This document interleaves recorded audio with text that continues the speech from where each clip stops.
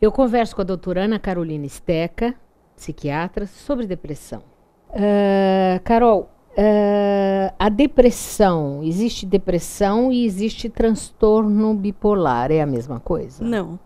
A depressão, é aquele quadro que eu te descrevi, né? O transtorno bipolar, ele pode ter fases de depressão.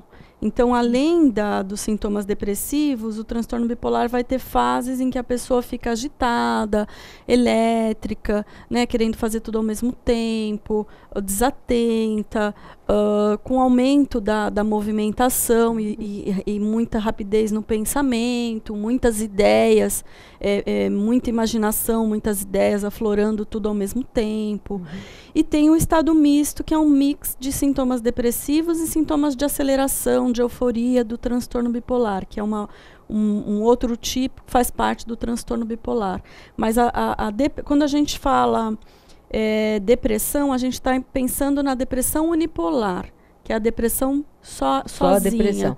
E como uma pessoa pode saber que ela tem depressão, né? O que faz uma pessoa... qual é o tempo, vamos dizer assim, que faz uma pessoa saber que ela está deprimida?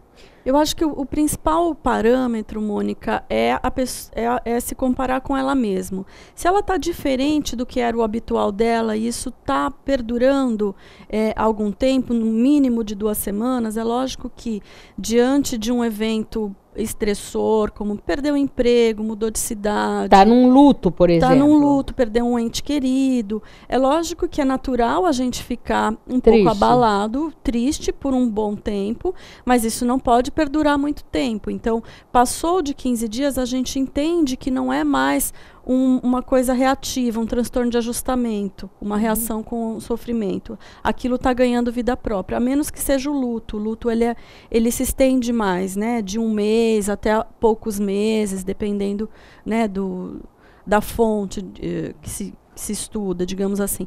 Mas além do tempo, eu acho que o principal parâmetro é comparar consigo mesmo. Se está mais desmotivado do que antes, isso já vem se arrastando há pelo menos 2 semanas. Se está sem vontade de fazer as coisas, se está mais para baixo, se já não vê mais graça ou alegria nas coisas, isso são parâmetros. Aquela depressão grave em que a pessoa fica jogada na cama, não tem vontade de fazer nada, não tem vontade de tomar banho, todo mundo percebe, né? Inclusive a família, e costuma correr para o tratamento. Aquela depressão que é mais leve, mais sutil, a própria distimia, que é uma depressão muito sutil, em que a pessoa só fica mais irritada, ou mais desanimada, ou sem prazer nas coisas, mas consegue levando a vida fazendo o mínimo, o trabalho, o estudo, e o resto deixa de lado, essa é mais negligenciada, digamos assim. Distimia seria uma depressão mais leve. É uma forma leve de depressão, normalmente caracterizada por irritabilidade, mau humor, perda de prazer nas coisas, diminuição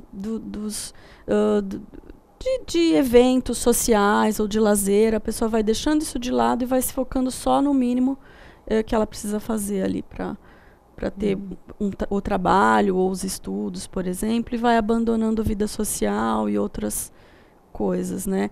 Agora, é um mal-humorado. Aquela pessoa que parece que a gente brinca e chama de neurastênico, né? É isso mesmo. Agora,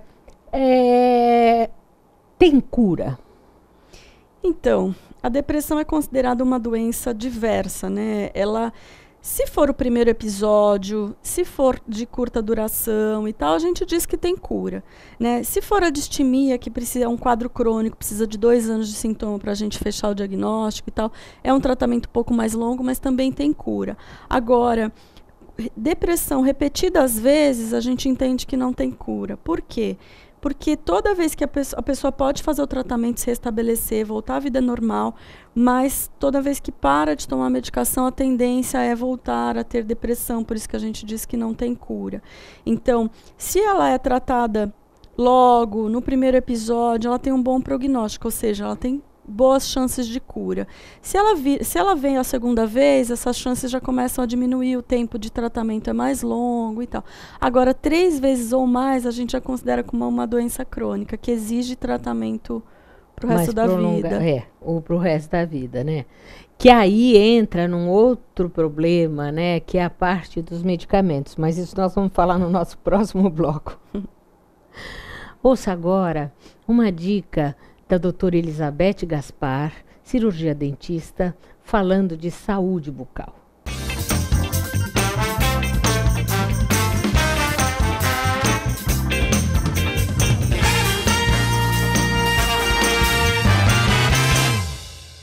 Beth, hoje eu gostaria que você falasse sobre os implantes. O que são os implantes? Implante dentário é um dispositivo que se assemelha ao parafuso. Ele é formado de titânio, rosqueado no osso, tanto maxilar quanto mandibular. Para isso, a pessoa tem que ter uma boa arcabouço de ósseo, né? Se não tiver, tem que fazer enxerto. E ele substitui a perda dos dentes, né? A perda daquele elemento dental por um implante. E sobre esse implante é colocado próteses. Agora, quanto tempo dura um implante? Um implante bem planejado e bem feito é para durar a vida toda. O que vai ser substituído é a prótese em cima desse implante.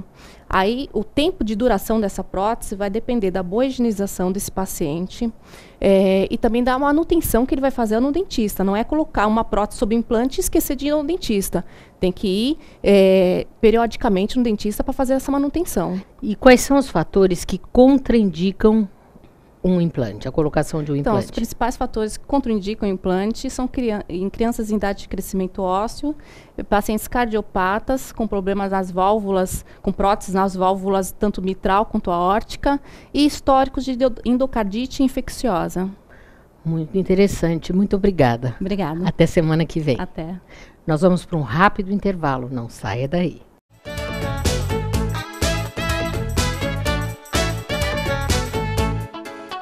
Comunicado. A Escola Santista de Astrologia está com inscrições abertas para os cursos regulares de formação em astrologia.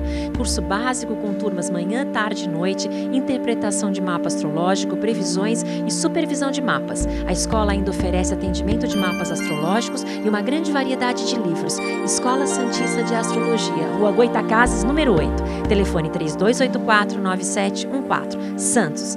O Smart Center oferece salas executivas que podem ser utilizadas por hora, dia ou mês, além de auditórios para treinamentos, cursos e seminários, salas de reuniões e o exclusivo programa Link, em que o cliente pode divulgar o endereço e telefone do Smart Center para receber encomendas, correspondências e recados. Uma opção inteligente que tem como diferencial aliar comodidade e baixos custos. Smart Center, o seu escritório virtual definitivo.